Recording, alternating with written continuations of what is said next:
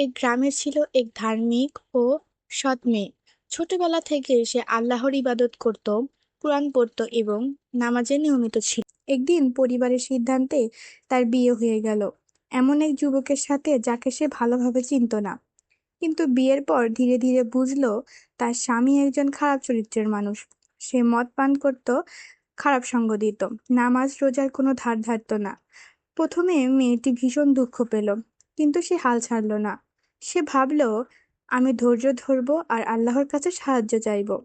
প্রতিদিন সে স্বামীর জন্য দোয়া করত, মমতার সাথে তাকে সত্য কথা শোনাতো। কখনো ঝগড়া করতো না, বরং বলতো, তুমি যদি নামাজ পড়ো আমি তোমার জন্য দোয়া করব। তুমি যদি মদ ছেড়ে দাও আল্লাহ বরকত দেবেন। ধীরে ধীরে স্বামীর মনে পরিবর্তন আসতে লাগলো। স্ত্রীর চোখে পানি আর ভালোবাসায় ভরা আচরণ তার হৃদয়ে গলিয়ে দিল। এক রাতে সে গভীর চিন্তায় কেঁদে ফেলল।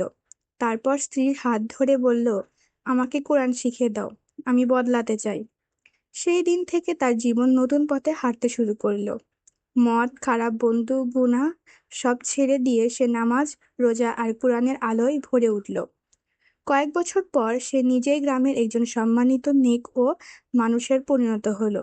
আর মানুষ বলতো, একজন স্ত্রীর ধৈর্য, দোয়া আর ঈমান কিভাবে একজন পাপীকে আল্লাহর পথে ফিরিয়ে আনতে পারে, এটাই তার উদাহরণ।